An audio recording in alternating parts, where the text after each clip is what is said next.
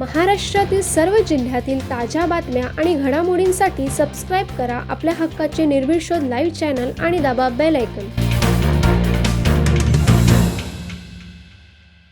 उरणमध्ये सोसायटीच्या व्यवस्थापक म्हणजेच मॅनेजरने सोसायटीत आर्थिक फसवणूक केल्याची माहिती समोर येत आहे. उरणमध्ये इमारतीचे बांधकाम जोरदार सुरू आहे. पूर्ण झालेल्या इमारतीच्या सोसायट्यांमध्ये पाणीपट्टी, वीज, ड्रेनेज, अग्निसुरक्षा, सोसायटीमध्ये पेस्ट कंट्रोल, लिफ्ट देखभाल, सुरक्षा व्यवस्था, बँक व्यवहार, देखभाल निधीची वसुली यासह अनेक आर्थिक व प्रशासकीय कामे नियमितपणे करावी लागतात. मात्र सोसायटीचे पदाधिकारी स्वतः व्यवसाय किंवा नोकरी सांभाळत असल्याने या दैनंदिन कामासाठी त्यांच्याकडे पुरेसा वेळ नसतो. त्यामुळे बहुतांश सोसायट्या दैनंदिन कारभारासाठी पगारी व्यवस्थापक नियुक्त करतात.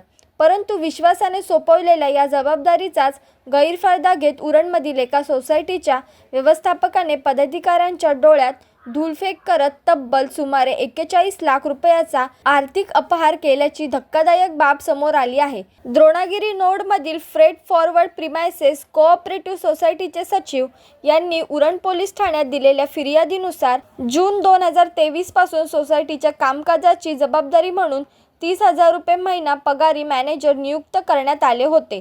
सुरुवातीला त्याचे काम समाधानकारक असल्याने कोणालाही संशय आला नाही.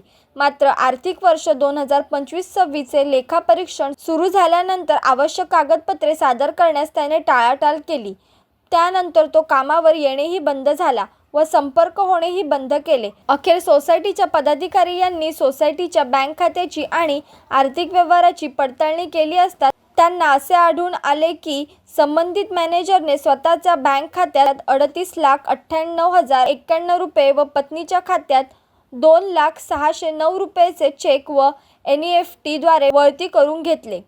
तसेच 25 लाखाची FD सुद्धा परस्पर मोडल्याचा आरोप करण्यात आला आहे.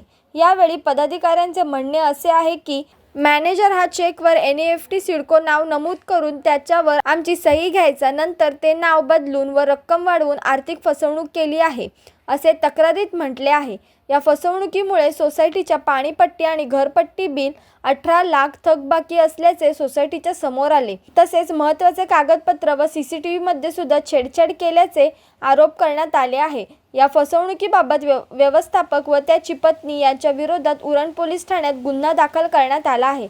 या प्रकारामुळे सोसायटी सदस्यांमध्ये एकच खळबळ उडाली आहे. सर्व सोसायट्यांच्या आर्थिक व्यवहारावर नियमित लेखापरीक्षण व कडक देखरेख ठेवण्याची गरज निर्माण झाली आहे. निर्भीड शोधसाठी सुयोग गायकवाड, उरण.